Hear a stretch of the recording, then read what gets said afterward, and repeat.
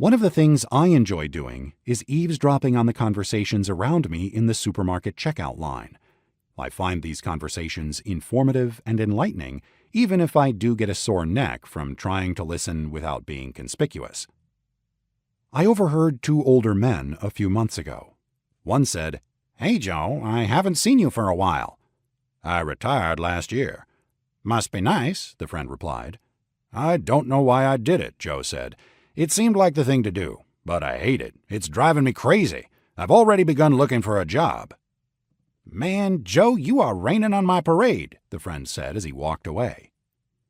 Such is the influence of culture. It dictates the conventional passages of life, and we often follow them without even knowing why we have made the decisions we have.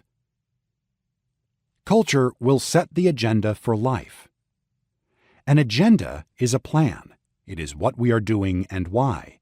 An agenda always expresses priorities and values.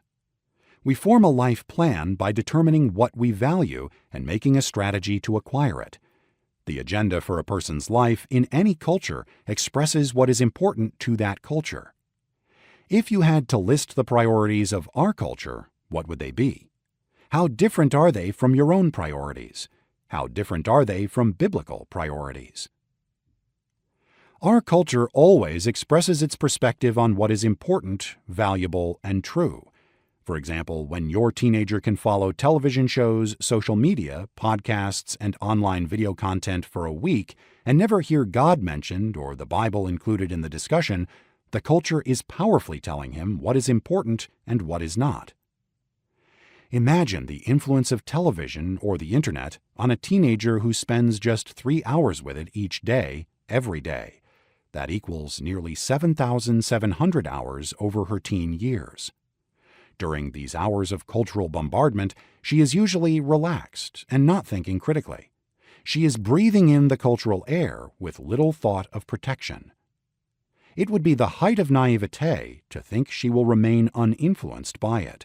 Her life view and her life plan will be shaped by the culture if she uncritically breathes it in and accepts its priorities.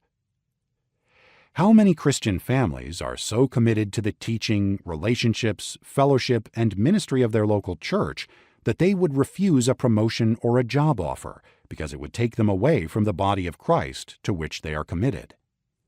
Most Christian families would jump at the job and hope they would be able to find a good church wherever they went next.